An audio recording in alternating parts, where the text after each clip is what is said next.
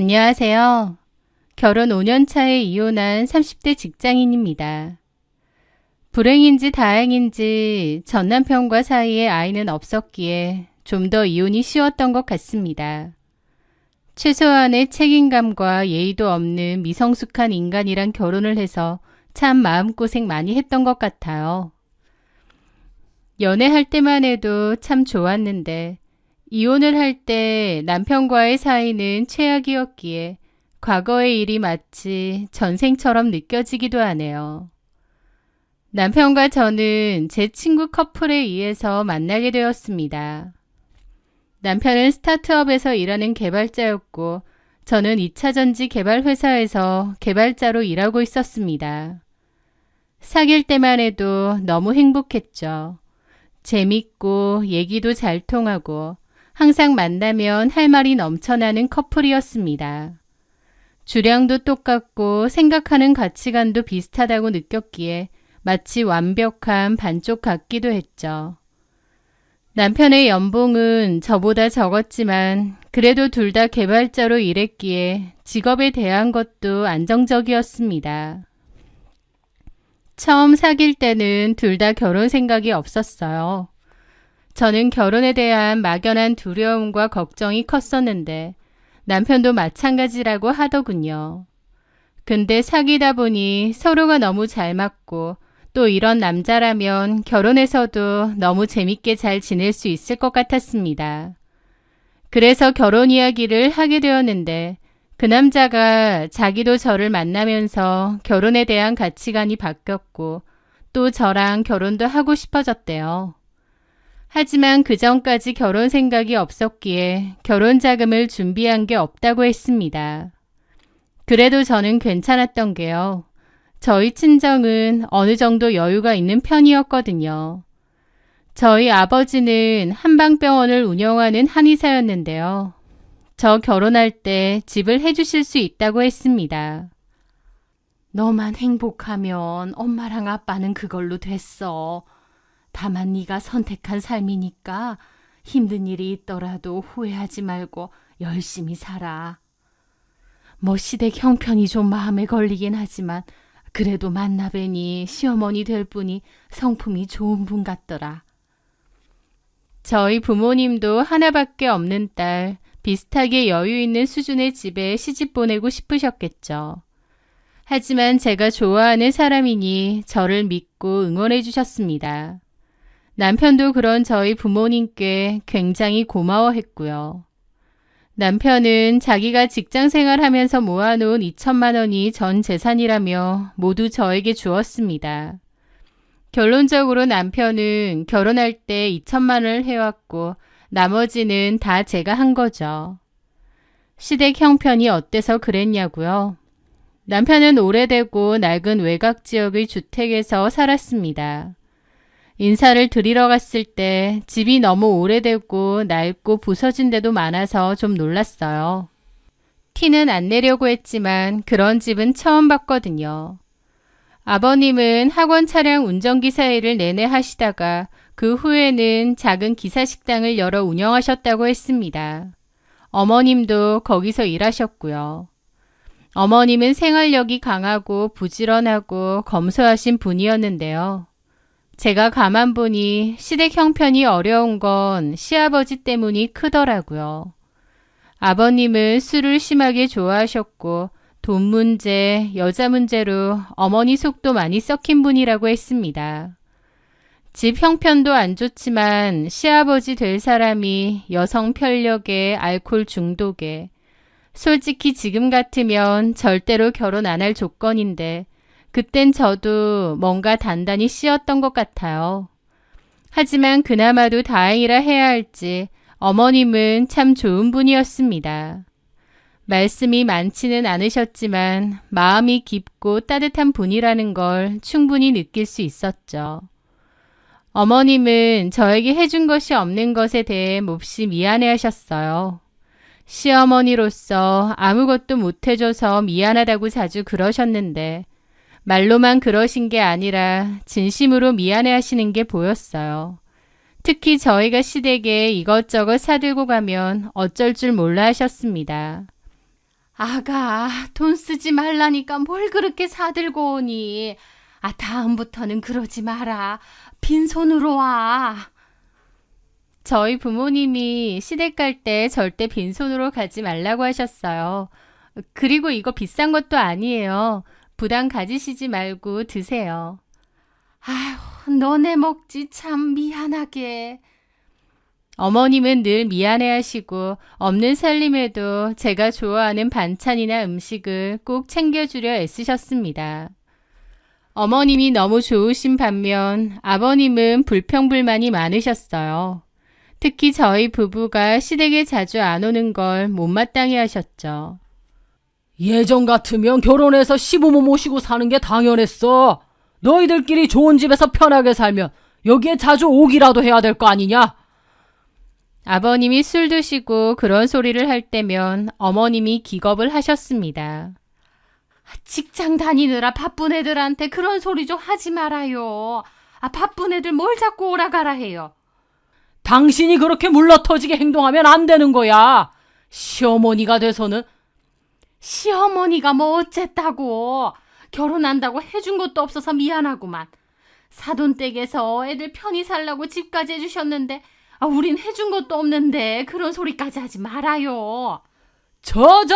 시어머니가 돼가지고 며느리 눈치나 보고 잘하는 짓이다. 어머님은 평소에는 조용하신데 아버님이 괜히 볼멘 소리를 하실 때면 필사적으로 나서서 방패막이를 자처하셨습니다. 저한테 싫은 소리 절대 안 듣게 하시겠다는 게 보여서 너무 감사했죠. 아버님은 제가 보는 앞에서 어머님을 면박 주고 무시하는 언행을 많이 하셨던 분이라 놀란 적이 많았습니다. 게다가 제 남편을 앉혀놓고 쓸데없는 가부장적 교육을 하시기도 했죠.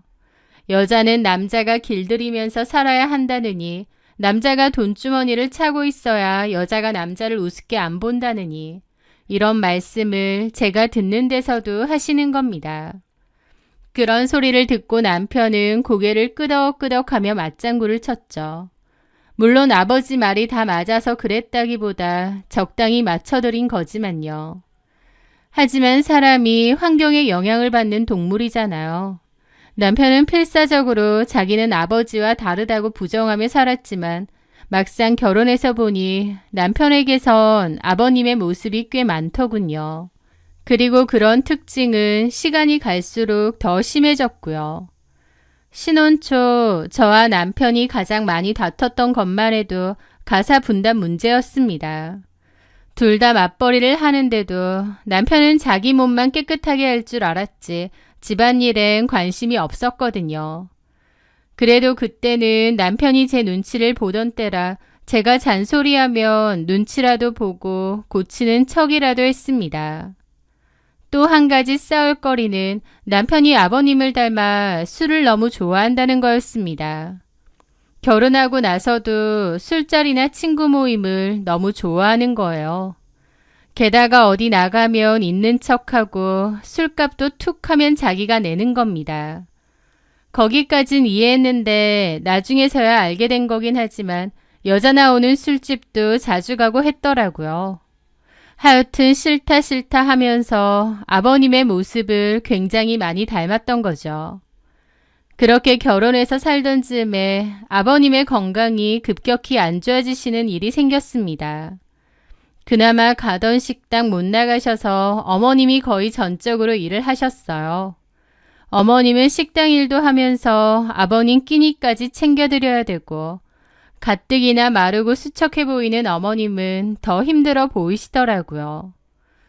아버님은 몸도 안 좋으면서 술도 엄청 많이 드셨습니다. 어머님이 말려도 생 난리를 치며 술을 계속 드셨어요.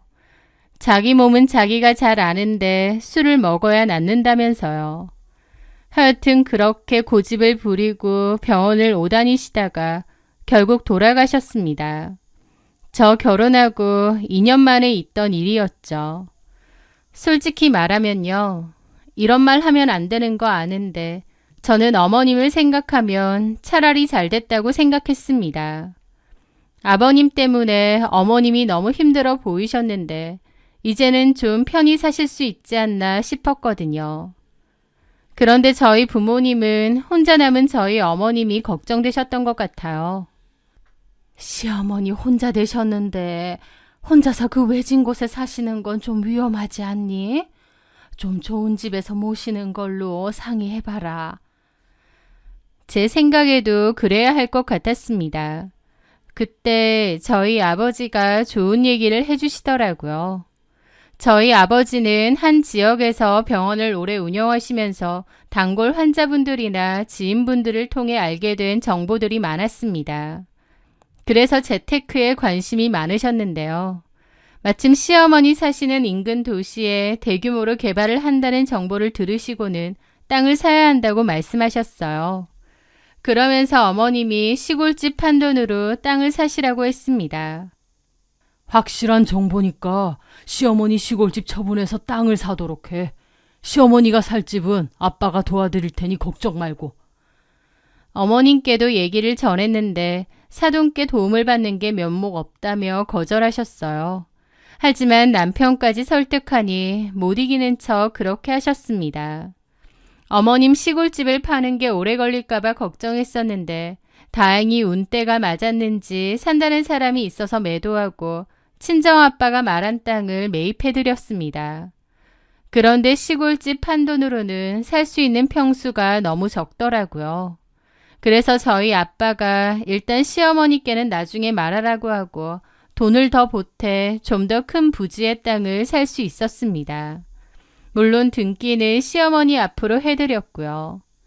땅은 당장 오를 거 생각하고 산 게 아니고 묻어두는 거라 한동안은 잊고 살았습니다. 어머님 사실 곳도 마련해 주셔서 어머님도 거기서 지내셨고요. 그런데 2년도 채 지나지 않아 아빠 말대로 대박이 터졌습니다. 개발 호재가 터지면서 주변 땅값이 크게 오른 건 물론이고 보상 받을 때까지 더 오를 거라고 하더군요. 바로 팔 건 아니라서 당장 돈이 되는 건 아니었지만 정말 기분이 좋았죠.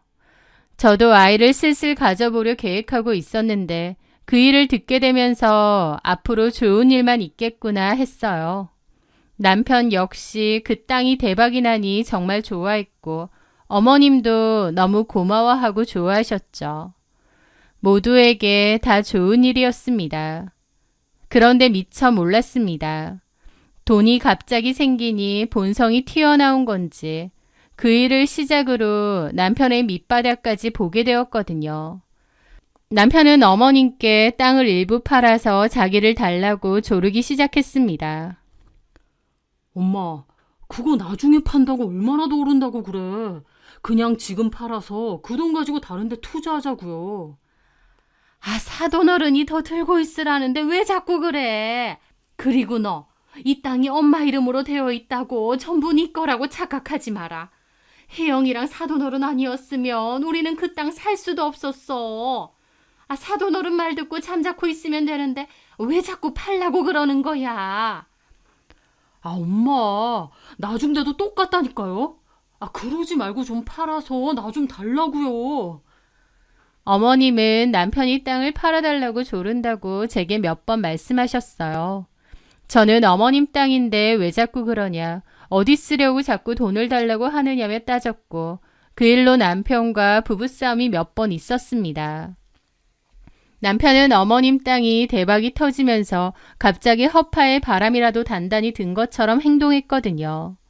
그러면서 무슨 바람이 불어도 단단히 불었는지 제 잔소리에도 아랑곳하지 않고 당당하게 외박하고 술을 먹으러 다녔습니다. 원래도 술 마시고 놀러 다니는 걸 좋아하는 사람이란 건 알았지만 그맘때 더 심해졌죠. 친구들과 골프 치러 간다며 여행을 가기도 했고요. 그나마도 그 전엔 제 눈치 보면서 집안일도 나눠서 하곤 했는데 그때부터는 더 이상 집안일이든 뭐든 아예 손 놔버리고 제멋대로 행동하더라고요. 그러면서 당연히 임신 계획 얘기도 쏙 들어가고요. 그때 저희 부부 사이는 몹시 안 좋았죠. 그러던 어느 날, 그날도 어김없이 밤을 거의 새고 들어왔는데 술 냄새와 더불어 여자 향수 냄새까지 나는 겁니다. 저는 사실 남편이 술은 마셔도 그냥 친구들이랑 호프집 같은 데서 먹는 줄 알았어요. 그런데 여자 있는 술집에 가는 것 같다고 의심을 할 때였는데 그날 남편의 몸에서 여자 향수 냄새가 나니까 너무 열이 받더라고요. 그냥 신발 벗지 말고 나가. 나가서 술집에서 그냥 살아. 여기가 네 하숙집이야? 그런데 제 말에 남편이 꼬부러지는 혀로 그러더군요. 술에 단단히 취한 남편은 헛소리를 막 짓거리는 거예요. 너 말 잘했다. 나 너랑 살기 싫었는데 잘 됐어. 우리 집도 이제 땅 부자 다 됐고 돈 좀 쓰면서 살고 싶은데 네가 우리 엄마한테 뭐라고 했는지 돈줄이 꽉 묶여서 하고 싶은 걸 하나도 못하고 있어. 어찌됐든 우리 엄마 돈인데 네가 뭔데? 나 진짜 짜증나서 너랑 안 살고 싶어. 남편의 입에서 안 살고 싶다는 말이 나오자 저도 몹시 놀랐죠. 뭐라고? 말 다 했어?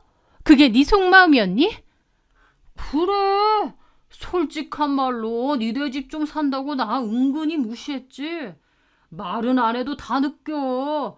집안일 하라고 눈치 주고 내 참 더럽고 치사해서. 근데 어쩌지? 우리 집도 이제 부자라고. 부자. 나 너한테 설설 기면서 그렇게 안 살 거야. 그렇게 살 이유 없어. 라는데 저는 너무 충격을 받았습니다.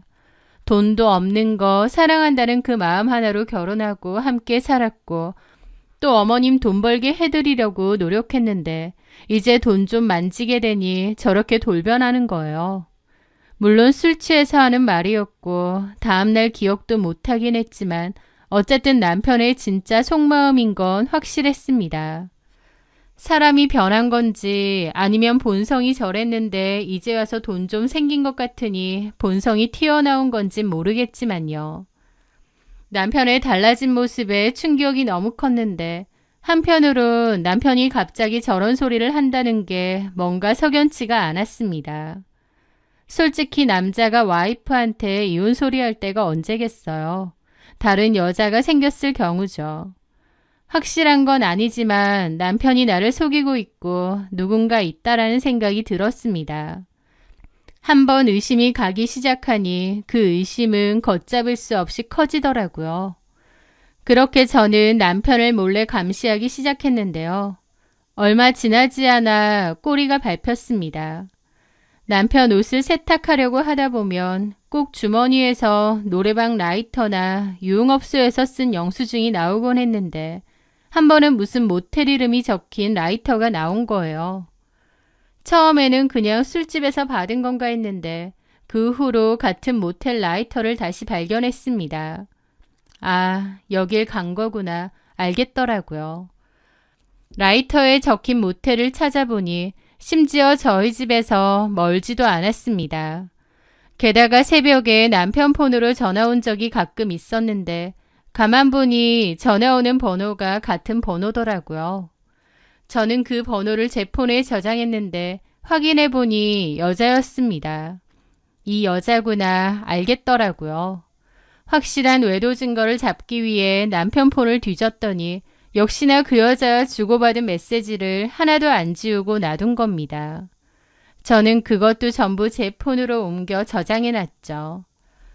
저는 남편의 외도 사실을 알고도 모른 척 아무렇지 않은 척 할 만한 연기력은 없었습니다.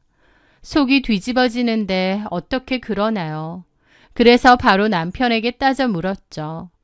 당연하게도 남편은 펄쩍 뛰었습니다. 말도 안 되는 의심을 한다면서요. 당신이 원하면 카드 내역이랑 다 보여줄게. 사람 이상하게 몰아가지 마. 솔직히 회식 같은 걸로 도움 있는 술집에 몇 번 간 적은 있지만 본격적으로 바람피고 그런 적은 없는 인간이야 내가. 이러면서 당당하더군요. 그래서 그 자리에서 바로 그 여자 핸드폰 번호로 전화를 걸었습니다. 그랬더니 남편이 전화기를 뺐더라고요. 자기가 당당하면 왜 전화도 못하게 할까요? 제가 다 알고 있다는 걸 느낀 남편 놈은 그제야 한다는 말이 그냥 3개월 정도 잠깐 만난 사이라고 했습니다. 그 말을 나더러 믿으라는 거야? 그동안 당신이 줄줄 증거를 흘리고 다니지를 말든가. 나 모르게 철저히 감추기라도 하지 그랬니? 그러자 남편은 갑자기 표정이 바뀌어 돌변해서는 그러자고 하더라고요. 그래, 이렇게 된 거 어쩔 수 없네. 우리 이혼하자. 근데 나 돈 없는 거 알지? 위자료 없어. 그냥 합의 이혼해주면 이 집에서 내가 깨끗이 나가줄게. 라더군요. 그리고 짐 챙겨서 집까지 나갔습니다. 아마 상간녀 집으로 갔겠죠. 남편이 그렇게 집을 나가고 저는 속이 썩어 문드러지는 듯 했습니다.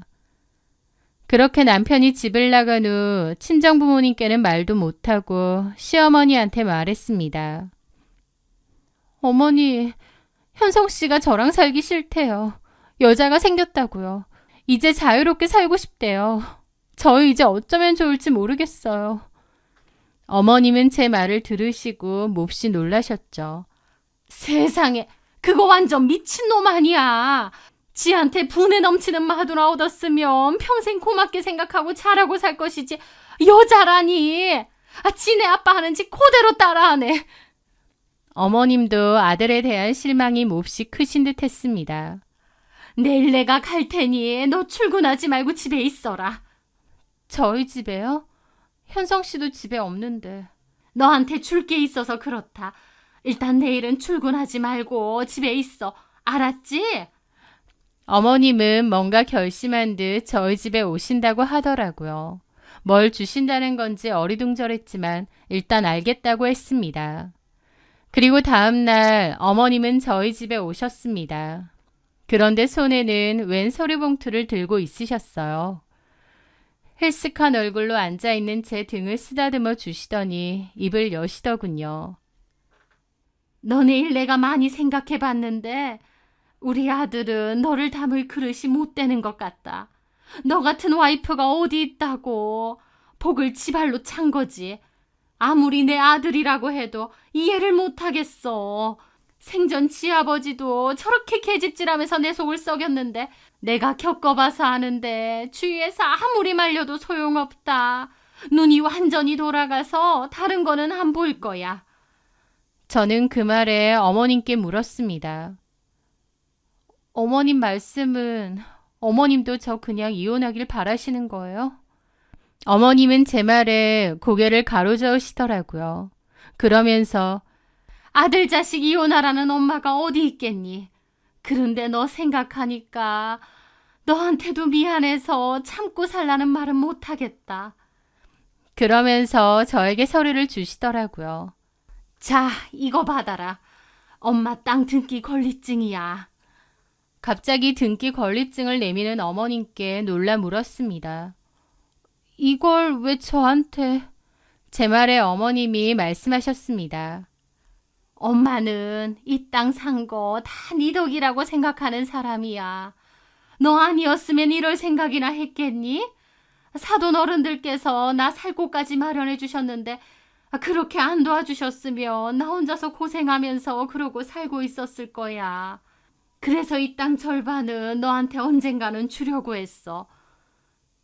어머님은 가지고 계신 땅의 거의 절반이 넘는 지분을 제게 이전하겠다며 등기 권리증을 주셨습니다.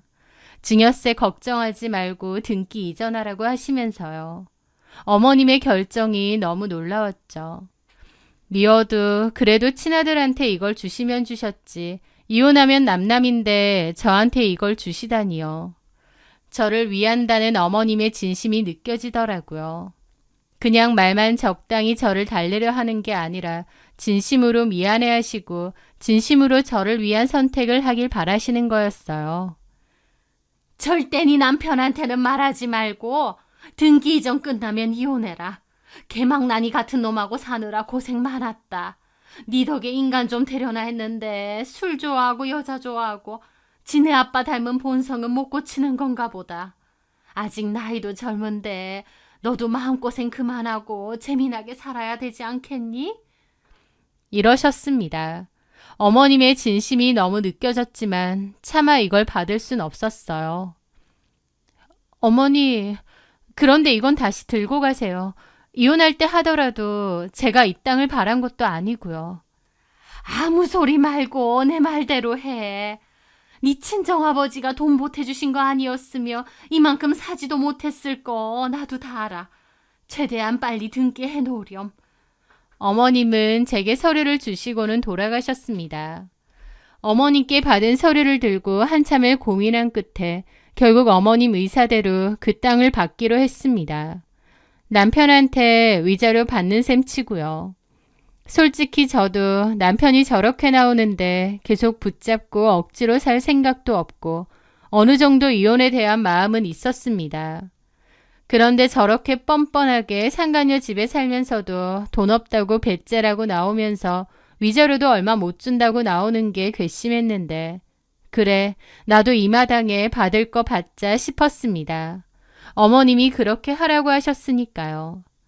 저는 바로 어머님 명의의 땅 절반 정도를 제 명의로 이전했습니다. 증여세가 어마어마하긴 하더라고요.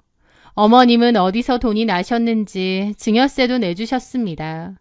저는 증여세 내주시는 것도 마다하지 않았어요. 막상 땅을 물려받으니까 제 속에선 뭔가 전투력이 상실된 느낌이 들었습니다. 그냥 남편과 빨리 정리하자고 마음을 먹었죠. 한 달이 다 되도록 남편 놈은 자기 집만 쏙 빼가는 거 말고는 코빼기도 비치지 않았기에 제가 먼저 연락했습니다. 이혼해 줄 테니 도장 가지고 와. 협의이혼하고 깨끗하게 갈라서자. 제가 갑자기 협의이혼 해준다고 하니 남편도 놀란 눈치였죠. 소송한다고 난리치더니 왜 갑자기 마음이 바뀐 거야? 어쨌든 잘 생각했어. 계속 질질 끌어봐야 서로 피곤하지.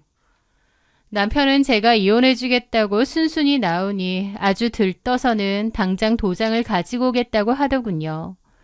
그런데 당장 올 것처럼 말하던 놈이 며칠이 지나도 온다는 말이 없길래 무슨 일인가 싶었는데 연락도 없이 주말에 초인종이 울리는 겁니다. 그런데 온 사람은 남편이 아니라 어머님이더라고요. 어머니, 갑자기 무슨 일이세요? 하고 물었죠. 시어머니는 허겁지겁 집 안으로 들어오시더니 예, 아직 네 남편 안 왔니? 아 글쎄 이 자식이 나를 찾아와서 땅 내놓으라고 난리를 치고 갔어. 여기 찾아올 것 같아서 달려왔는데 아직 안 왔구나. 하는데 호랑이도 제 말하면 온다더니 남편이 문을 두드리더라고요. 그런데 이 인간이 미쳐도 제대로 미쳤는지 혼자가 아니라 상간녀를 데리고 온 겁니다. 여기가 어디라고 바람 피운 여자를 데려오다니 정말 어처구니가 없었죠. 그 더러운 발 우리 집에 들이고 싶지 않으니 거기서 얘기해. 남편 뒤에 서 있는 상간녀를 보니 헛웃음이 나오더라고요. 꼬락서니가 그냥 보통 여자 같지는 않고 어디 유흥업소 같은 데 다니는 여자로 보였습니다. 도대체 저런 여자가 뭐가 좋다고 이 난린 건지 이해가 안 가더군요. 도장 찍으러 오면서 상간녀 같이 데리고 오는 건 무슨 경우야? 남편은 씩씩대며 따지더라고요. 야, 너 딴 말 말고 엄마가 준 땅 문서 그거 내놔. 어찌 알았는지 남편은 어머님이 제 명의로 땅을 이전해 준 것을 알고 온 것 같았습니다. 갑자기 와서 무슨 땅 문서를 내놓으라는 거야. 그리고 내놓으면 당신이 어쩔 건데. 이미 내 이름으로 되어 있는 건데.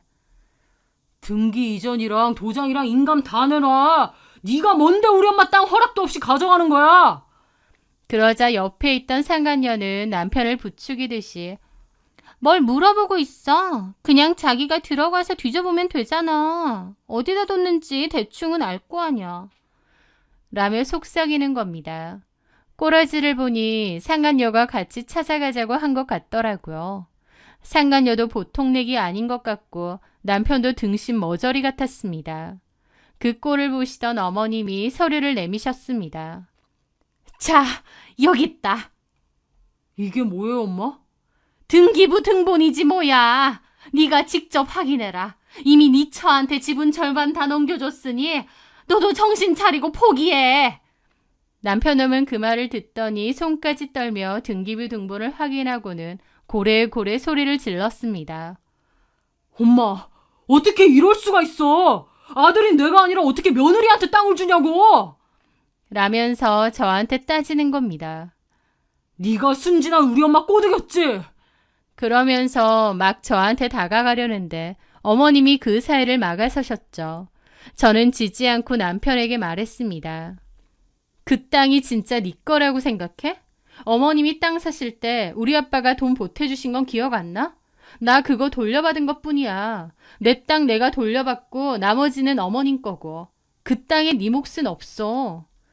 남편은 저를 노려봤고 어머님은 막 삿대질을 하며 따지셨습니다. 으이그, 정신 좀 차려라, 인간아.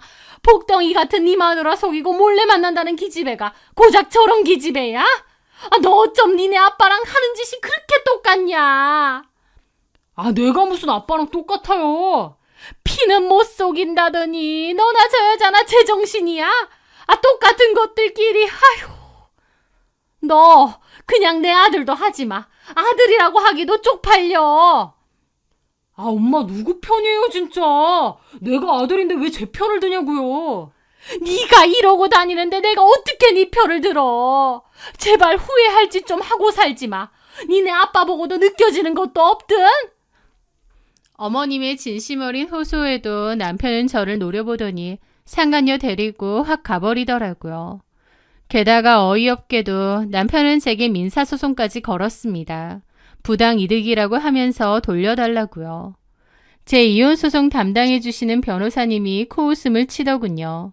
소장의 요구대로 다 받아갈 생각을 하는 게 아니라 일부라도 자기 몫으로 하려는 속셈이라면서요. 저 역시도 맞대응했습니다. 돈보다도 이렇게 치졸한 인간을 믿고 결혼하고 온 마음을 다했다는 게 너무 애통하고 마음이 아프더라고요. 내가 뭘 잘못했을까라는 자기 비하도 많이 하게 되었습니다. 하지만 그런 생각은 하지 않기로 했어요.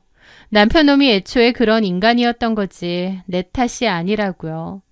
솔직히 제 덕분에 집에 큰돈이 들어왔는데 집안이 이 모양 이 꼴이 된 건 다 남편의 헛짓거리 때문이잖아요. 그 과정에서 저는 남편도 상간녀도 너무 괘씸해졌기에 위자료 소송도 걸었습니다.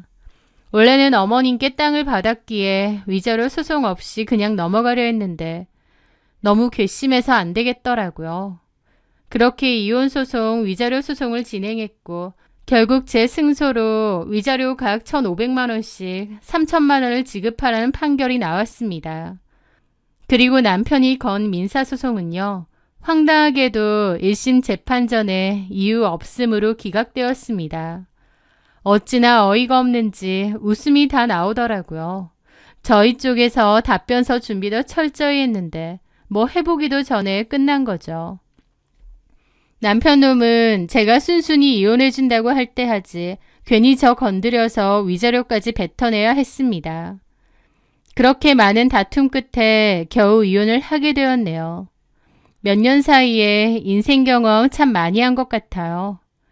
이혼 후에도 가끔은 어머님께 잘 지내시냐 안부 인사 정도 드리고 있어요. 어머님도 안부 인사는 하지만 서로 만날 생각은 없습니다. 남편하고의 관계가 끝났기에 더 이상 만날 이유도 명분도 없으니까요. 어머님도 그렇게 하시길 원하고요. 참고로 어머님이 얘기해 주셨는데 남편은 그 후로도 어머님 돈과 땅까지 탐냈다고 했습니다. 하지만 어머님은 절대 줄 생각 없다고 그 여자랑 끝내라고 했다고 하고 남편은 어머님 말 무시하고 그 여자랑 살았대요.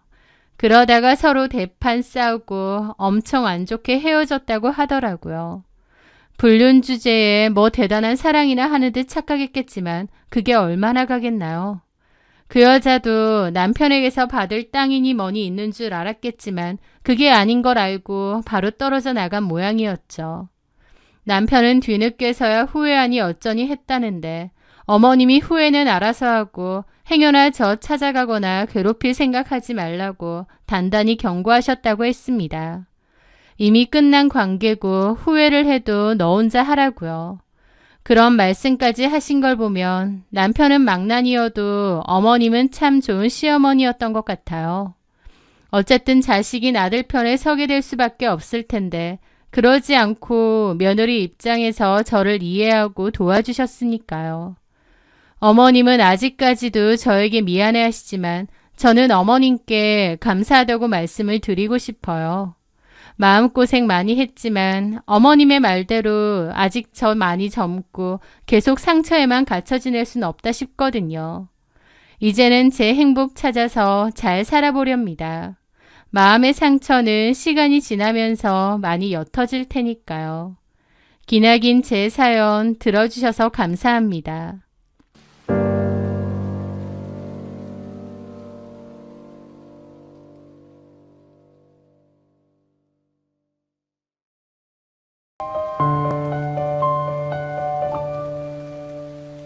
안녕하세요.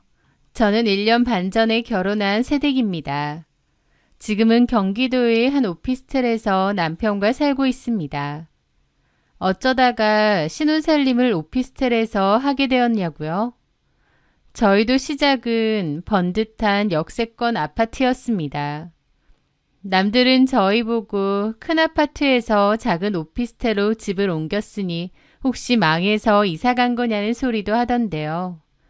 저희는 망해서 떠난 게 아니라 오히려 행복해지기 위해 나왔습니다. 전에 살던 신혼집 아파트는 시댁에서 해주셨는데 딱 2개월 살다가 나왔어요. 그리고 시부모님이랑은 이제 아예 연락 안 하고 지내고요. 어머님은 계속 연락을 하려 하시지만 다 차단했습니다. 남편도 그렇게 하고 있고요. 아파트까지 해주었던 시댁인데 어떻게 이렇게 하느냐고요? 지금부터 그 사연을 이야기해 보겠습니다. 남편이랑 저는 3년 정도 연애하다가 결혼에 골인했습니다. 3년이면 그리 짧은 기간도 아닌데다 결혼 정년기에 남녀다 보니 보통은 각자의 부모님들께 인사도 드리고 왕래도 하면서 지내기도 하잖아요. 하지만 저는 결혼 얘기 나오기 직전까지도 시댁 사람들을 단 한 번도 본 적이 없습니다. 남편이 늘 이런저런 핑계를 댔는데 나중에 알게 됐어요. 시부모님이 저를 탐탁치 않아 하셨고 연애든 결혼이든 다 반대하셨다는 것을요. 남편은 그런 부모님을 설득 혹은 싸워가며 저랑의 만남을 유지해 왔었고 제가 상처받을까봐 그런 말을 일절 안 했던 거였죠. 남편의 부모님이 저를 마음에 안 들어 한다고 했을 때 저는 그분들의 마음을 충분히 이해했습니다. 결혼 전 남편과 저는 소위 말하는 조건 차이가 꽤 났거든요. 제 남편은 소위 말하는 엘리트입니다. 명문대 의과대학을 졸업하고 지금은 대학병원의 외과의사로 일하고 있습니다. 조건도 정말 좋고 사람도 괜찮다 보니 누가 봐도 탐낼 만한 사윗감이었죠. 반면 저는 남편에 비해 평범합니다. 출판사에서 편집자로 일하고 있고 집안도 평범해요. 저희 아버지는 서점을 운영하셨고 지금은 건강이 안 좋아져 가게를 접으셨습니다. 어머니는 평범한 주부시고요. 책 냄새와 사람 사는 정을 소중히 여기며 살아오신 정직하고 따뜻한 분들이시죠. 하지만 돈과 명예를 중시하는 시댁에서 볼 때는 저희 집은 수준 차이 나고 볼품없는 집안일 뿐이었습니다. 결혼 이야기가 오가게 되면서 시부모님이 저를 극심히 반대한다는 것을 알게 되었어요. 똑같은 의사 며느리는 못 볼 망정 최소한 약사나 교수 집안은 되어야 하는 거 아니냐고 하셨거든요. 그리고 저보고 여우라느니 양심 없다는 소리도 하셨습니다. 저는 어머님께 그 얘기를 듣고 너무 큰 상처를 받았고 헤어져야 되나 생각도 했어요. 하지만 남편은 부모님이 뭐라고 하든 전혀 중요치 않다고 만약 허락을 안 해주시면 그냥 우리끼리 식 올리고 살자고 했습니다. 그래서 저도 저를 사랑해주고 저밖에 없는 그 남자 하나만 보기로 한 거죠. 시댁과 저희 집은 경제력 차이도 꽤 됩니다. 아버님은 30년 전부터 건설업을 하셨는데 신도시 개발 붐을 타고 대박이 터져 돈을 정말 많이 버셨다고 했어요. 어머님은 허영심도 강하시고 돈이면 전부 다라는 가치관을 가지신 분이고요. 물론 남편 말로는 아버지가 잘 나갈 때만큼은 재산이 아니라고 하더라고요. 그 사이에 투자 실패도 좀 있었고 정리한 재산도 좀 있다고 했습니다. 하지만 그럼에도 여유가 꽤 있었어요. 그렇다 보니 더더욱 평범한 저희 집안과 제가 탐탁지 않으셨던 거죠. 남편은 부모님이 뭐라고 하든 저와의 결혼을 밀어붙였고 아들이 완강하게 나오니 결국 시부모님도 마지못해 저를 허락하셨습니다. 정식으로 인사를 하러 갔을 때 어머님은 삐딱하게 저를 보시더라고요. 부모님이 서점하시다가 그만두셨다는데 노후는 괜찮으신가? 네, 아버지가 일하시면서 꾸준히 저축하신 것들도 있고 두 분 다 소박하게 잘 지내세요. 소박? 아휴, 근데 정석이가 무대뽀로 결혼한다고 나와서 허락은 했다만 솔직히 나는 이해가 안 돼.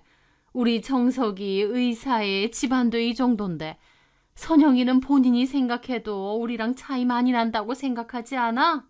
보통은 서로에게 도움이 되는 관계가 돼야 하잖아, 부부끼리. 그런데 선영이는 우리 정석이한테 어떻게 도움이 될 수 있을까 모르겠네. 집만 안 되면 다행이지. 하시며 한숨과 함께 비웃으시는데 제 얼굴이 확 붉어졌습니다.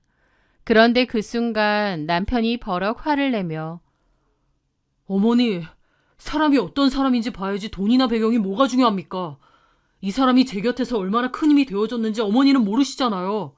무례하게 구시는 거 보기 그렇습니다. 남편의 말에 아버님도 손가락질하며 뭐라고 하시더라고요. 어디 버릇없이 엄마한테 말대답하느냐고요. 남편은 굳은 얼굴이었는데 화가 잔뜩 난 듯했고 분위기가 너무 안 좋았습니다. 그렇게 불편한 기분으로 첫 인사를 끝내고 집으로 가는 길, 남편이 오히려 저에게 사과를 했습니다. 얼마나 불쾌했냐고요. 하지만 저는 얼마든지 마음의 준비를 했었다며 괜찮다고 했습니다. 사실 남편은 부모님과 사이가 좋지 않습니다. 특히 어머님과는 사이가 몹시 좋지 않은데요. 어머님은 남편의 친어머니가 아닙니다. 남편 초등학교 입학 전 친어머니가 돌아가셨다고 했고 그때 정식으로 재혼하신 분이 지금의 어머님이라고 했죠. 남편에게는 배다른 남동생 하나가 있었습니다. 그러니까 남편은 돌아가신 어머니와 아버지 사이에서 낳은 자식이고 남동생은 지금의 어머니 아버지 사이에서 낳은 자식이죠. 그 동생은 남편과는 9살 터울이고요. 남편은 워낙 머리가 좋아 예전부터 영재 소리 들으며 컸다고 했고 누가 시키지 않아도 알아서 공부를 했다고 했습니다. 학원이며 과외 한 번 받지 않아도 공부를 곧잘 했다더라고요. 반면 남편의 남동생은 어머님이 온갖 비싼 과외니 학원이니 다 시켰는데도 공부도 못하고 오히려 사고만 치고 다녔다더군요. 그건 지금도 마찬가지고요. 돈 사고에 폭행 사고에 여자 문제까지 아주 골고루 문제란 문제는 다 일으키고 다닌다는데 어머님이 조용히 돈으로 수습하면서 그냥 찍소리 말고 지내만 다오 이러고 있습니다. 대외적으로는 의사 아들을 둔 어머니로 주변에 부러움을 샀지만 사실상 그 아들은 친아들이 아니고 숨기고 싶은 망나니 아들이 친아들이죠. 그리고 어머님은 애초에 저희 남편에게 별로 애정이 없었다고 했습니다. 친아들도 아니거니와 최소한의 연민이나 애정도 없는 것 같다고 했죠. 그저 의사 아들이니 자랑하는 용도, 허영심을 채우는 용도일 뿐이라고 했습니다. 어렸을 때부터 아버님이나 다른 사람들 앞에서는 잘해주는 척, 친어머니의 빈자리를 채워주는 척 했지만 사실은 저희 남편에게 별로 관심이 없고 냉담하셨다더군요. 그런데 정작 자기 친아들은 공부도 못하고 허구한 날 사고만 치고 다니고 반면 저희 남편은 알아서 전교 1등의 수제소리 듣고 다니다 보니 어머님의 태도가 돌변했다고 했습니다. 본인이 생각해도 사고뭉치 둘째 아들 엄마보다는 똑똑한 수젯소리 듣는 첫째 아들을 부각시키는 게 나았을 테죠. 그리고 사람들한테도 자기가 친어머니가 아니긴 하지만 이렇게 첫째 아들한테 헌신적으로 잘하고 그런 노력으로 인해 첫째가 공부도 잘하고 똑똑하다는 것을 어필하고 싶었던 모양이에요. 남편은 귀엽고 필요 없다고 하는데도 자기 마음대로 고액의 개인 과외를 시키고 유명한 학원에 등떠밀어 보내고 그랬답니다. 남편은 예전부터 알아서 학습량과 진도를 계산해서 공부하고 성적을 냈기에 그런 게 필요 없었다고 하더라고요.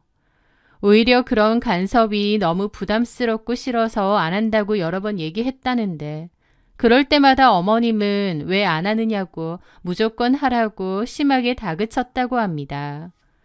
그러면서 내가 친엄마가 아니라서 내 말에 안 따르냐며 윽박을 질렀다고 하더라고요. 그럴 때 어머님이 너무 무서워서 남편은 별 수 없이 어머님이 하라는 대로 학원도 다니고 가해도 했답니다. 그렇게 남편이 성적이 잘 나오면 어머님은 아버님에게도 이렇게 자기가 큰아들에게도 헌신하고 노력한다는 걸 보여주려 했고 또 다른 사람들한테도 자랑을 했대요. 전처의 아들이지만 내 아들처럼 정성껏 돌보고 공부도 열심히 시키고 투자한다면서요. 주변에서도 어머님더러 친아들도 아닌데 지극정성이다라면서 동시에 저희 남편더러 나중에 엄마한테 효도해라는 소리를 그렇게 많이 하더래요. 남편은 억지로 가외니 학원 다니는 게 너무 힘들고 싫었기에 결국 더 이상은 안 다니고 싶다고 거절을 했다고 했습니다. 그랬더니 어머님이 눈이 돌아서 퍼부었다고 하더군요. 그 말들이 남편의 가슴에는 대못처럼 아직도 박혀있다고 했습니다. 왜 안 해? 네가 그렇게 잘났어? 너 성적 잘 나오는 것도 결국 내가 비싼 과외 알아봐주고 학원 보내주고 해서 그만큼 나오는 거 아니야. 그게 다 네 힘으로 된 것 같아? 네가 하는 과외니 학원이니 그거 돈만 있다고 들어갈 수 있는 건 줄 알아? 내가 다 노력해서 네가 그런 혜택을 받을 수 있게 된 건데 그것도 모르고 힘들게 공부 뒷바라지 해주면 고마운 줄 알 것이지 어디서 실내 어쩌네 그딴 소리야. 그런 거 안 해도 제가 알아서 할 수 있어요. 조그만한 게 고집도 세고 그런 거 죽은 니네 엄마 닮아서 그렇지? 엄마 얘기하지 마세요. 이 싸가지 없는 게 어디서... 내가 너 진짜 좋아서 투자하고 치맛바람 날리면서 공부시키는 줄 알아? 나도 너 싫어. 너 보면 독하고 징글맞아 보여서 나도 너 싫어. 근데 어쨌든 내가 네 엄마고 내 역할 해야 되니까 하는 거야. 나도 너 보기 싫어. 그렇게 잘났으면 네 힘으로 어디 나가 살아. 니네 아빠가 나랑 살지 너랑 살 것 같니? 화기 집에서 쫓아내줘? 그래야 정신 차릴래? 그 말에 남편도 막 따졌다고 하더라고요. 여기 우리 엄마 아빠 집인데 아줌마가 뭔데요? 뭐? 아줌마? 너 오늘 잘 걸렸다. 그러면서 그때 당시 중학생밖에 안 된 남편을 겉옷도 안 입히고 밖으로 내쫓아 버리셨다더군요. 그때가 남편 말로는 1월이었고 정말 추운 날이었대요. 남편은 슬리퍼 차림으로 쫓겨났는데 너무 추웠고 오갈 데도 없고 엄마가 보고 싶어서 펑펑 울었답니다. 그렇게 밖에서 몇 시간이나 헤매다가 너무 추워 죽을 것 같아서 다시 집으로 왔고 싹싹 빌고 들어왔다고 하더라고요. 남편은 그날 심하게 폐렴이 와서 한동안 고생도 엄청 했는데 어머님은 아버님 앞에서 울면서 친엄마가 아니라서 자기를 무시한다고 자기한테 혼자 따지더니 막무가내로 집을 나간 거라고 거짓말했다네요. 어머님 얘기만 듣는 아버님은 아픈 남편에게 찾아와 크게 꾸짖었다고 했습니다. 어머니 말 거역하지 말고 고분고분하게 살라고요. 남편은 그 과정에서 크게 상처를 받았고 어쨌든 이 집에서 버텨야 했기에 그냥 고분고분 지내자고 결심했다고 하더라고요. 그날 이후로 제 남편은 어머님 심기를 거슬리지 않고 죽은 듯이 처박혀 공부만 했다고 했습니다. 그리고 의대 합격과 동시에 기숙사로 들어갔고 그 후 바로 독립을 했다고 하더라고요. 시간이 많이 흘렀고 남편도 성인이었기에 겉으로 보기엔 아무렇지 않은 가족처럼 지내지만 남편은 아직도 그 일이 생생하다고 했고 치가 떨린다고 했습니다. 남편 얘기를 들어보니 정말 짠하더군요. 그 어린 중학생이 얼마나 서럽고 무섭고 힘들었을까 마음이 아팠습니다. 저는 남편의 손을 꼭 잡고 말했습니다. 고생 많았네. 이제 자기한테 내가 있잖아. 내가 당신 옆에서 진짜 가족이 되어줄게. 고마워, 자기야. 그렇게 저희는 결혼을 준비했습니다. 남편에게 들어서 어머님 성격이 유난스럽다는 건 저도 잘 알고 있었기에 어느 정도 마음을 먹고 한 결혼이었죠. 결혼 과정에서도 참 별일이 많았습니다만 이 사연을 쓰게 된 결정적인 이유인 딱 한 가지만 얘기하자면 바로 신혼집이었습니다. 어머님께서 먼저 집을 해주시겠다 하시더라고요. 어머님 명의로 된 아파트가 있는데 저희 보고 거기서 살라고 하시는 겁니다. 남편은 우리끼리 알아서 한다고 거절을 했어요. 하지만 어머님이 거절을 받아들이지 않았습니다. 의사된 지 얼마나 됐다고 돈도 별로 없으면서 그 좋은 기회를 거절을 하느냐고 그냥 들어가 살라고 하신 거죠.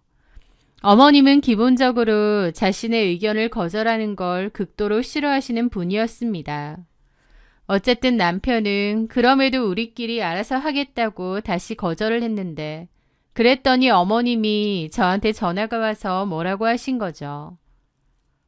선영아, 내가 집 해준다고 하는 거 안 받겠다고 했다던데 그거 누구 의견이니? 네 의견이야? 정석이 의견이야? 저희가 충분히 대화해보고 결정을 내렸어요. 부모님 손 벌리지 말고 저희끼리 해보자고. 참나, 니들끼리 뭘 하는데? 너 돈 있어? 니네 친정 돈 있냐고? 네? 남편이 의사씩이나 되는데 집 하나는 솔직히 너네 친정에서 해오는 게 맞다. 그런데 너네 집 그럴 형편 아니잖아. 그래서 내가 해준다는데 뭐가 문제야? 너네끼리 한다고? 참 세상 물정도 모르는 소리 하고 있네. 정석이도 정식으로 의사 생활한 지 얼마 안 됐는데다 페이닥터라서 모아둔 돈 별로 없을 거고. 너는 말해 뭐하니? 그 돈으로 뭐 구하게? 코딱지만한 원룸이라도 구하게? 설아, 무슨 속급 장난하니? 명색이 내 아들이 의사인데 그런 데서 신혼살림 시작하는 거 남들 보기에 쪽팔려서 내가 안 된다. 어른이 해준다고 하면 잔말 말고 들어가서 살면 되지 어디서 오만을 떨어. 남들은 안 해줘서 날린걸. 하여튼 너나 정석이나 현실 감각 없는 성격은 똑같다. 라면서 엄청 뭐라고 하시더라고요. 그러면서 무조건 집 받으라고 그게 현명한 거라고 계속 뭐라고 하셨습니다. 물론 저희 힘으로 대출을 받아서 집을 구할 수도 있었겠지만 시부모님이 집 해준다는데 무슨 대출이냐고 또 뭐라고 하셨어요. 사실 남편은 시부모님과 사이도 안 좋고 독립하고 싶어 하면서도 너무 오랜 시간 어머님에게 가스라이팅을 당한 탓인지 어머님 말을 딱 끊어내지는 못하더라고요. 시부모님은 자기 명의 아파트에 들어가 살라고 계속 다그치셨고 저랑 남편도 결국은 그러자고 했습니다. 신혼집 해주신다는데 굳이 마다하는 것도 좀 아닌 것 같고 거기서 살면서 돈 열심히 모아서 나오자면서 결국 들어가기로 한 거죠. 그렇게 저희는 시어머니 명의의 아파트에 들어가 살기로 결정했고 결혼식도 올렸습니다. 저희 친정에서도 조금 도와주셨고 제가 모은 돈과 남편이 모은 돈을 합쳐 혼수 및 결혼 비용도 다 됐습니다. 그때는 몰랐습니다. 어머님이 기어코 자기 명의의 집으로 저희 들어와 살라고 하는 이유가 본인의 우리 속에 저희를 묶어두려고 하셨다는 걸요. 어머님 명의의 집에서 살게 되다 보니 어쨌든 마음의 부담이 컸고 시부모님이다 보니 잘하려고 노력을 제 딴에는 했었습니다. 그런데 문제가 드러나기 시작한 시기가 바로 신혼집에 가정가구를 넣을 때였습니다. 저희 부부는 여가 시간에 책을 보거나 빔 프로젝트로 영화를 보는 게 달아 집에 TV가 필요 없었어요. 그래서 거실을 아예 우리 둘만의 아늑한 서재처럼 꾸미고 싶었습니다. 그 계획을 들으신 어머님은 저희 신혼집에 찾아오셔서는 혀를 차며 말씀하셨습니다. 이게 뭐니? 무슨 새빵살이 하는 대학생들도 아니고 거실은 집안의 얼굴이야. 궁상맞게 웬 책들이야. 어머니, 저희는 TV를 잘 안 봐서요. 대신 책 읽고 영화 보는 걸 좋아해서. 구질구질하게 굴지 좀 마라. 이 집에 이런 게 어울리니? 하시는데 기분이 너무 안 좋더라고요. 어쨌든 저희 집인데 어머님 생각해서 집을 꾸며야 하는 건지. 그때부터 불길한 마음이 들기 시작했습니다. 단순한 의견 차이가 아니라 우리 공간에 대해 뭐든 명령하고 다 간섭하시려고 했거든요. 저희가 사려는 가정과 가구를 일일이 간섭하셨습니다. 그리고 저희 뜻대로 사면 어머님이 저한테 따로 전화해서 따지셨어요. 너 혹시 우리 아들 조종하는 거니? 네? 그게 무슨... 정석이가 좀 차갑긴 해도 내 말 안 듣고 그런 애 아닌데 너랑 결혼 준비할 때부터 영 싸가지가 없어졌어. 네가 뒤에서 다 조종하는 거 아니야? 아니에요, 어머니. 인생을 살아도 내가 너보다 훨씬 더 살았고 살림도 너보다 내가 더 잘한다. 안목도 너랑 비교도 안 되고 내가 어련히 괜찮은 거 추천해 줄까? 어른이 말하면 귀담아 듣는 것도 예의다. 그런 것도 모르니? 라면서 하나하나 다 간섭하고 화를 내셨어요. 그리고 제가 하는 말에 꼬투리를 잡는 것도 심하셨습니다. 뭐만 하면 내가 정석이 친엄마가 아니라서 이따위로 구느냐고 난리를 치시더라고요. 남편에게도 과거에 내가 네 친엄마가 아니라서 나를 만만하게 보느냐고 잡아댔다더니 그게 뭔지 알겠더군요.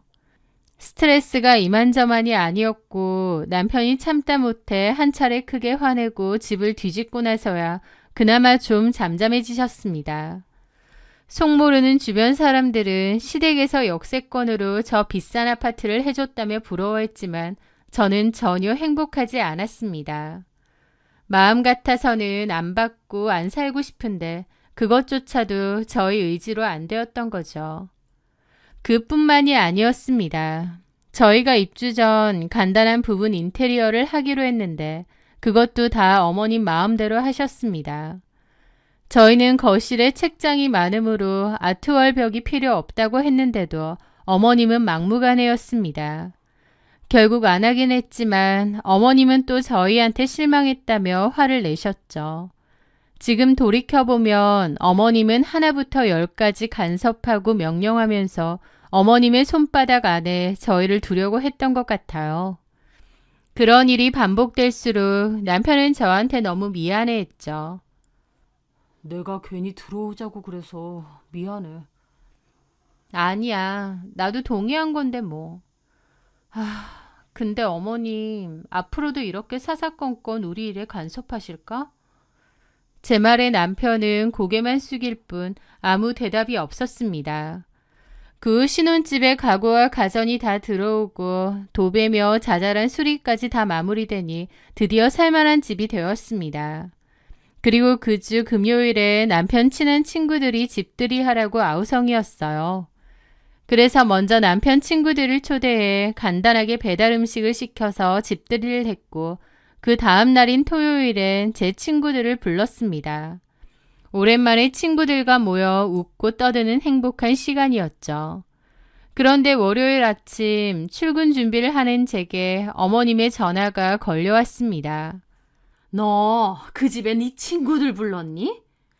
어떻게 아시고는 저렇게 다짜고짜 물으시는 거예요. 아, 예. 정석 씨 친구들 부르고 다음 날은 제 친구들도 불렀습니다. 너는 기본 예의가 없니? 네? 집들이는 어른들 먼저 모시는 게 순서 아니니? 친구들부터 냅다 부르는 건 어느 나라 법이야? 솔직히 순서가 뭐가 중요한 건지 이해는 잘 가지 않았습니다만, 하지만 어머님이 저렇게 말하시니 내가 실수한 건가 싶고, 또 어른들이 보시기엔 그럴 수도 있다고 생각했어요. 아, 어머니, 제가 양가 어른들 모시려면 장도 보고 음식 준비도 해야 하니까 시간이 필요하더라고요. 정식으로 모시고 싶어서 아직 말씀을 못 드렸는데 제가 실수했나 봐요. 혹시 어머님 다음 주 주말에 괜찮으세요? 제가 정중히 여쭤보니 어머님은 한숨을 푹 쉬며 쏘아붙이듯 대답하시더군요. 다음 주는 안 된다. 필드 나가야 돼. 중요한 분들이랑 약속이야. 아, 그러세요? 그럼 그 다음 주는 어떠세요? 그 다음 주도 안 돼. 동창들하고 모임 있어. 아, 너는 내가 그렇게 한가해 보이니? 나도 내 생활이 있어. 어머님의 말씀은 바빠서 못 온다는 것이 아니라 저희 집들이에 맞춰 자신의 스케줄을 조정할 마음이 전혀 없다는 뜻으로 들렸습니다. 그럼 어머님은 언제가 괜찮으시냐고 여쭤보니 정해서 알려준다고 하시고 끊으시더라고요. 어머님과 통화를 끊고 어른들 집들이를 먼저 했어야 하나 싶었습니다. 제가 실수했다고 생각했고 일단 양가 부모님 초대를 서둘러 하자고 생각했죠. 그런데 어머님은 이미 2주나 약속이 있다고 거절하셨고 또 당신이 날짜를 정해서 주신다고 했잖아요. 그래서 그럼 그 전에 저희 친정 부모님 먼저 초대를 해야겠다고 생각했습니다. 친정 부모님께 여쭤보니 다음 주가 괜찮다고 하시길래 남편과 상의 끝에 친정 식구들 집들이 약속을 먼저 잡게 된 거죠. 그렇게 토요일에 저희 오빠까지 불러서 집들이 명목으로 정성껏 만든 음식을 대접했습니다. 엄마는 우리 딸 시집 가더니 음식 솜씨가 더 늘었네 라며 기뻐하셨고 아빠는 그런 엄마와 저를 흐뭇하게 바라보셨죠. 오랜만에 친정 식구들이랑 웃고 이야기하고 행복한 시간이었습니다. 그때는 몰랐습니다. 그게 그 사건의 발단이 될 줄은 말이죠. 친정을 초대한 집들이가 끝나고 저희 친정엄마가 댁에 돌아가시면서 카톡 프로필 사진을 올리셨어요. 가족 모두 다 같이 찍은 사진을요. 엄마가 사진이 잘 나왔다고 좋아하셨는데 그걸 마침 카톡 프로필 사진에 올리신 모양이에요. 그런데 그걸 어머님이 보셨나 보더라고요. 월요일 오후 한창 일하고 있는 제게 전화를 하셨습니다. 너희 집에 친정 식구들 왔었니? 네, 어머니. 저희 부모님 시간이 마침 맞아서 집들이 초대했어요. 그런데 어머님이 정색을 하며 그러시는 겁니다. 너 지금 뭐 하는 짓이야? 생각이 있는 거니 없는 거니? 나랑 해보자는 거야 지금? 네? 난데없이 우리보다 친구들 먼저 불렀을 때도 어이없지만 참았는데 이제 친정 식구들? 어떻게 우리보다 네 친정 부모를 먼저 집에 들일 수가 있니? 내가 바쁘다고 하면 기다렸다가 날짜 맞춰서 시댁 식구들을 먼저 초대하는 게 맞지. 친정 식구들을 먼저 불러? 너 그 집을 누가 해줬는데 자꾸 이런 식으로 나오니? 결혼하면서 집 떡하니 해주니까 그 집이 진짜 네 집인 줄 알아? 귀가 멍멍할 듯 소리를 지르는 어머님 때문에 저는 잠시 수화기를 얼굴에서 떨어뜨릴 수밖에 없었습니다. 어머님은 수화기 너머로 소리를 고래고래 지르시더니 얼굴을 보고 얘기를 해야겠다며 지금 당장 신혼집으로 가서 기다리겠다고 하시더군요. 월요일 오후였고 저는 회사에 있었거든요. 그런데 빈집에 시어머니가 먼저 들어가시겠다는 겁니다. 제가 곧 있으면 퇴근이라고 가서 문 열어드리겠다고 하니 내 집에 내가 들어가지도 못해? 알아서 들어갈 테니 너도 알아서 들어와라. 하시는데 진짜 벙찌더라고요.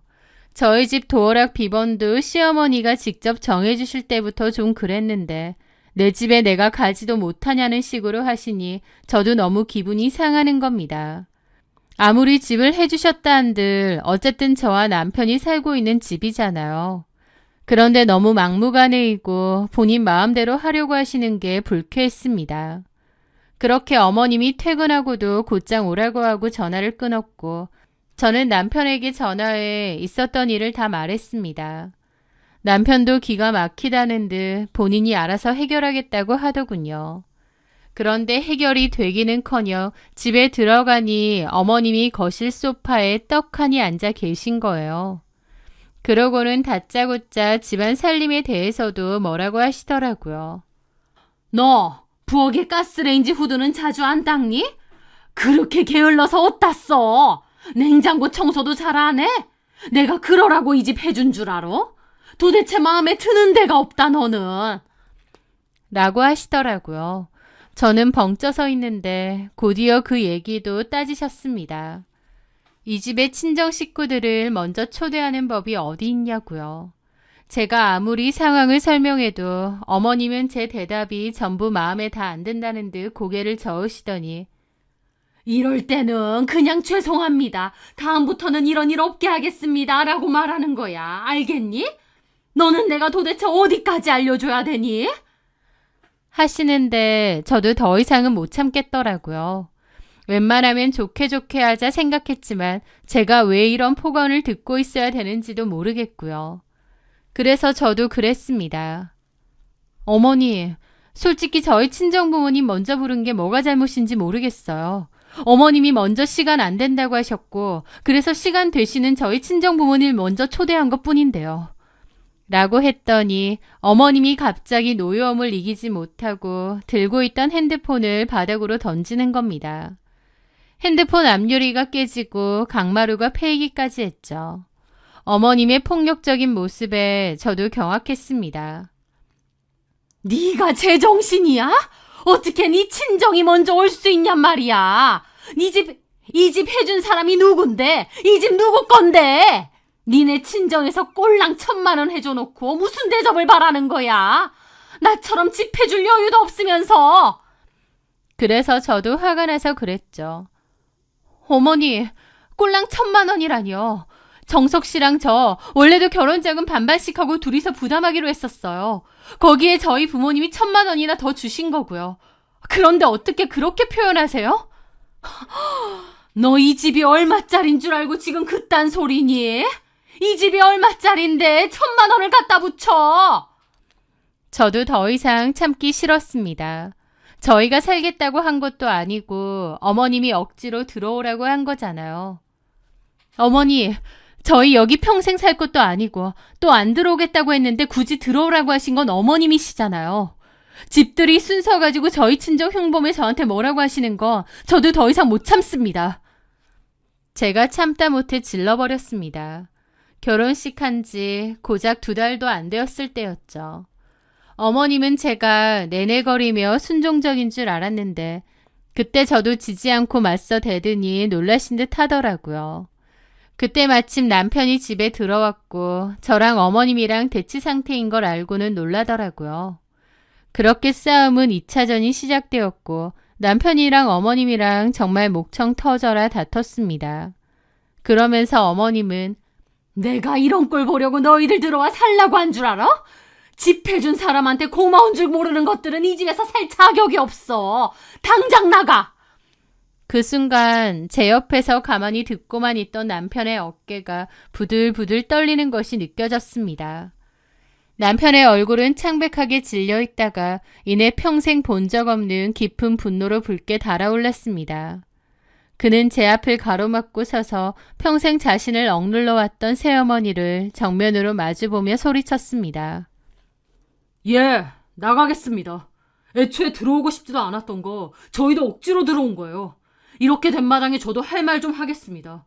툭 하면 그러셨죠. 내가 친엄마가 아니라서 무시하냐고. 예, 당신이 친엄마였다면 저한테 그리고 며느리한테 이렇게까지 안 하셨을 것 같네요. 평생을 어머님 아들이랑 저를 차별했으면서 사람들 앞에서는 본인 자랑거리로만 나를 이용하려 했죠. 그래도 다 참았는데 이제는 저도 못 참겠습니다. 남편은 곧바로 뒤돌아 저를 보며 마치 확인이라도 받듯 다시 한번 선언했습니다. 여보, 당장 짐 싸서 나가자. 이런 꼴 보면서 여기 있을 필요 없지. 어머니, 저희 이 집에서 나갈 거고 어머니하고 인연도 여기서 끝입니다. 남편이 그렇게 소리친 후 어머님은 어안이 벙벙한 듯 아무 말도 못하고 서 계셨습니다. 평생 자신에게 복종하던 의붓 아들이 처음으로 자신에게 대드는 모습에 큰 충격을 받은 듯 했습니다. 그러더니 결혼 잘못해서 성격 다 버렸다고 그러는 거예요. 또 제 탓이었죠. 남편은 코웃음 치더라고요. 제가 결혼해서 성격을 버린 게 아니고요. 여태까지 어머니한테 가스라이팅 당하고 반항도 못하고 살았는데 이제야 제정신 든 겁니다. 솔직히 어머니라고 부르고 싶지도 않지만 그나마의 정을 생각해서 참는 줄이나 아세요.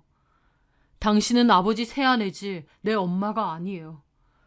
뭐가 어째? 그래서 저도 그랬죠. 어머님도 좀 솔직해지세요. 이 집 저희한테 살라고 한 거 좋은 의도로 살라고 하신 거 아니잖아요. 그냥 저희 마음대로 휘두르려고 하고 통제 수단이었을 뿐이잖아요. 어머님 하는지 너무 숨막히고 소름 끼쳐요. 나가라고 하셨죠? 원하시는 대로 나갈 거고 저희끼리 알아서 집 구해 살겠습니다. 더 이상 저희 인생에 감나라 배나라 하지 마세요. 말했더니 시어머니 얼굴이 붉으락 푸르락 난리도 아니더군요. 그랬더니 은혜도 모르는 것들이라며 생난리를 치더니 성질을 내고 나가셨습니다. 저희 부부는 그날 이후로 정말 바로 부동산에 집 알아보러 다녔습니다. 그리고 저랑 남편 회사 중간 지점쯤에 18평짜리 오피스텔 하나 전세 계약했고 최대한 빠른 시일 내에 이사 가능한 업체를 찾아 일주일 만에 이사까지 진행했습니다. 혼수가 다 들어가지 못할 것 같아서 필요한 건 친정에 원래 있던 오래된 가정과 바꾸고 오피스텔에 들어갈 수 있는 꼭 필요한 가정가구만 챙겨서 들어갔습니다. 훨씬 간소해서 가는 거지만 아쉽기는커녕 속이 시원하더라고요. 드디어 시어머니의 지긋지긋한 간섭과 통제에서도 벗어나는구나 싶어서 후련했습니다. 남편은 저에게 마음고생 많았다고 진심으로 미안해하며 그때 말한 것처럼 시부모님 안 보고 살 거라고 이제 시댁의 발길을 끊자고 하더라고요. 진작 했어야 되는 일인데 너무 오래 걸렸다고요. 당연히 시부모님한테는 이사 간다고 따로 연락하지 않았습니다. 어머님은 그 후로 저희랑 연락이 안 되자 아파트로 다시 쳐들어온 것 같고 저희가 정말로 짐 싹 빼고 이사 간 걸 알게 된 거죠. 설마 했는데 일주일도 안 돼서 싹 나간 거 보고 놀라신 모양이었습니다. 그렇게 결혼하자마자 2달 좀 넘어서 시어머니랑 절연하게 되었던 거예요. 평수는 좀 작아졌지만 남편이랑 평화롭게 살게 된 지금이 너무너무 행복합니다. 퇴근하고 돌아오면 거실에 앉아 빔 프로젝터로 영화도 보고 같이 맛있는 것도 해먹고요. 그 넓고 불편하기만 했던 아파트에서의 시간보다 이곳이 훨씬 더 따뜻하고 충만한 데다 제가 진짜 원하는 신혼생활이 이거더라고요. 여기서 살다가 아이 가지고 나면 또 계획을 해서 다른 곳으로 이사를 가던지 할 생각입니다. 어쨌든 그렇게 시댁하고는 거의 절연을 했는데 시부모님은 이제 와서 그래도 부모 자식 사이인데 어떻게 인연을 끊느냐 어쩌냐 하며 다시 연락을 하려 했습니다. 하지만 저희 부부는 단호했죠. 더 이상 연락 말라고요. 건너 들어보니 시동생이 또 사고를 크게 친 모양이고 어머님은 그거 수습하러 다니나 보더라고요. 어머님에게 저희 남편은 허영심 때문에 필요한 존재일 뿐이었습니다. 똑똑하고 공부 잘하고 이제는 의사가 된 제 남편은 어머님에게 자랑할 때 필요한 존재일 뿐이었죠. 하지만 이제는 아시겠죠. 사고치고 다녀서 죽어라 뒤치다꺼리 하고 다녀야 되는 답도 안 나오는 둘째 아들. 그 둘째 아들이 진짜 어머님의 아들이라는 걸요. 더 이상 본인의 허영심이나 자랑거리에 제 남편 이용하지 마시고 본인 아들 뒤치다꺼리나 하고 사셨으면 해요. 저희는 이제는 그 누구의 간섭도 없이 저희끼리 차근차근 가정을 잘 꾸릴 생각이고요.